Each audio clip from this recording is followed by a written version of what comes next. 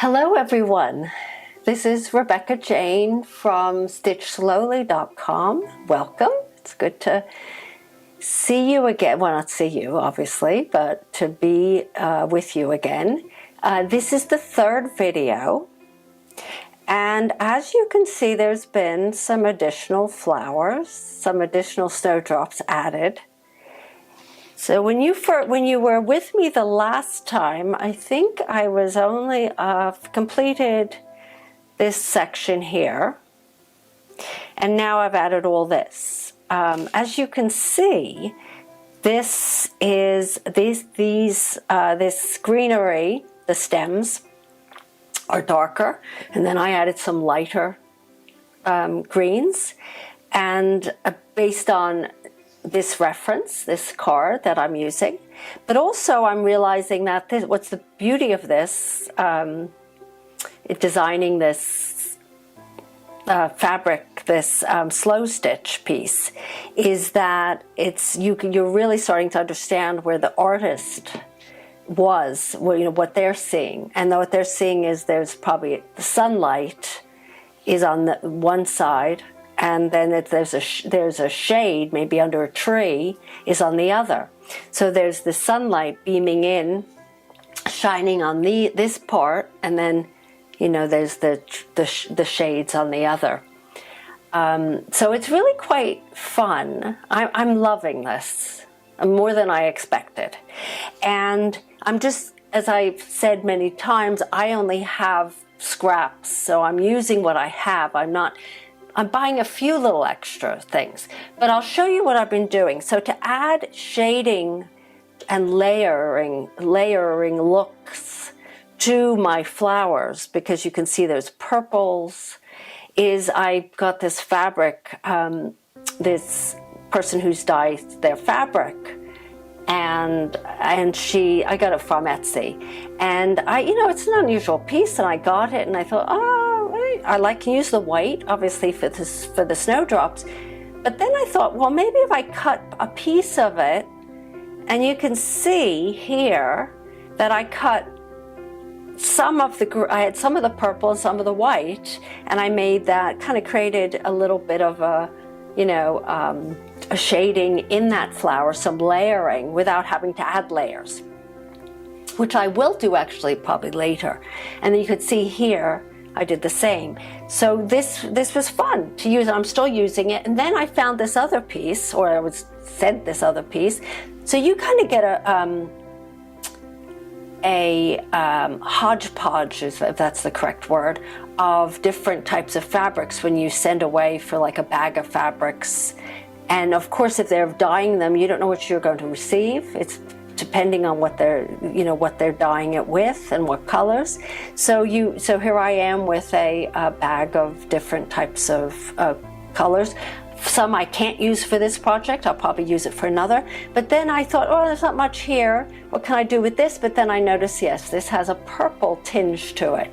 So I used that, and I think I used that in this little petal on that snowdrop.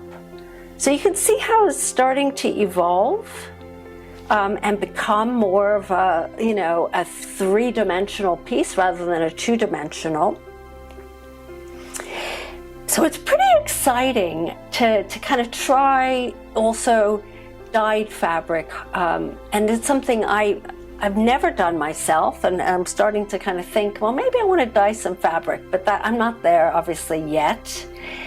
And so what I wanted to do was, so I've added this part, and obviously I have other pieces I want to work on. I'm not sure I'm going to use, maybe have as many snowdrops. It may be too busy, but I have to the beauty of doing slow stitching is that there's this freedom to express yourself. There's no right or wrong. There's no rules to a slow stitch. Even with this, I could say, well, in my mind, yes, I have to do it a certain way, because this is what this artist drew. But actually, I could take some of the flowers away. I can add more greens or change the colors of the greens. I've already chosen a different background fabric from what, she had her, background. Her background is different from mine. I might, still have some of this shading inside on the fabric, but what you're doing is you look at it, you place some flowers, some stems, you walk away from it, and then you come back again. And so I always have this on my left side of my desk.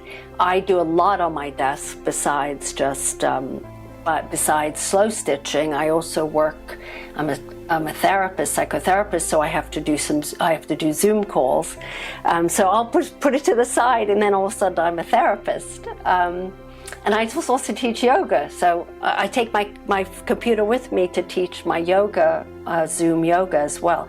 So it's a fascinating life that I lead, but I always have my slow stitching next to me, and I'm looking at it. Oh, this needs this. Oh, I'm going to add this. So it's quite fun. And so what I'm going to do, just to show you a little bit more about how to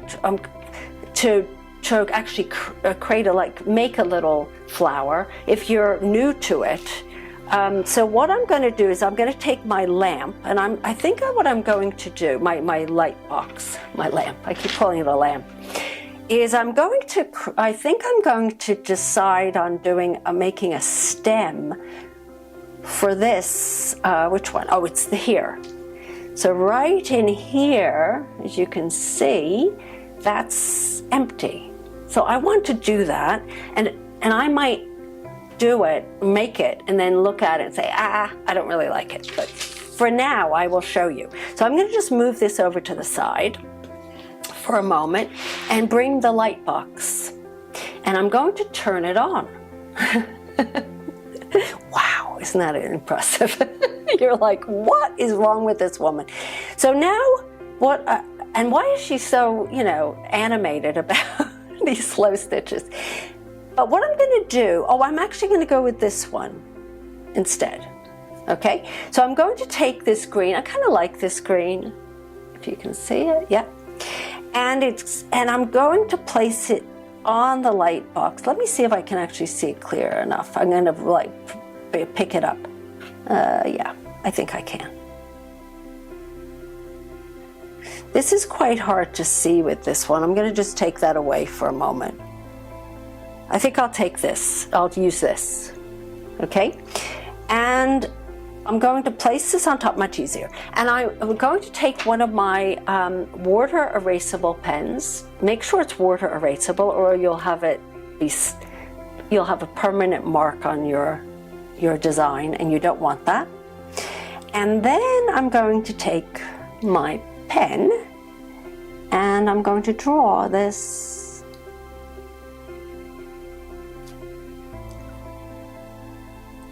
And again, which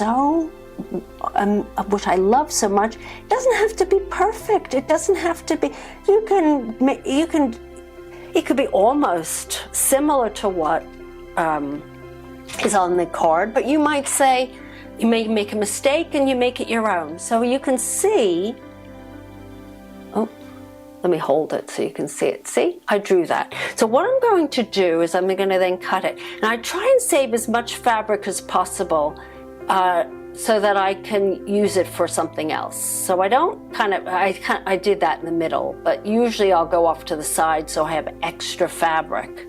I should be showing you as I cut, or else you're just staring at my, and I'm going to turn actually the light off so I can actually see what I'm doing. And I'll move this away. I'll bring my picture back.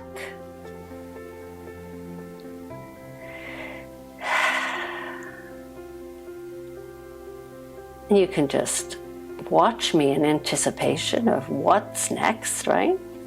I have been doing slow stitching, applique, for years, but this is a whole different experience where you can, applique is much more precise, and the sewing's different, And I often need a machine to kind of put everything together, and I'm not a machine lover. I never did. It just feels like it's clunky and it adds another piece of technology to your life, and I am getting tired of technology. I'm from that era where I'm just needing to step away from it. So that's what I love about slow stitching, even though I'm using technology to teach you or to show you, that's the positives and the pluses about technology, right?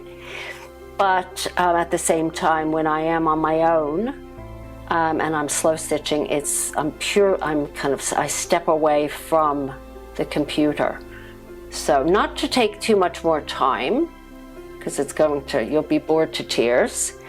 It's not quite there yet. I will off camera finish this.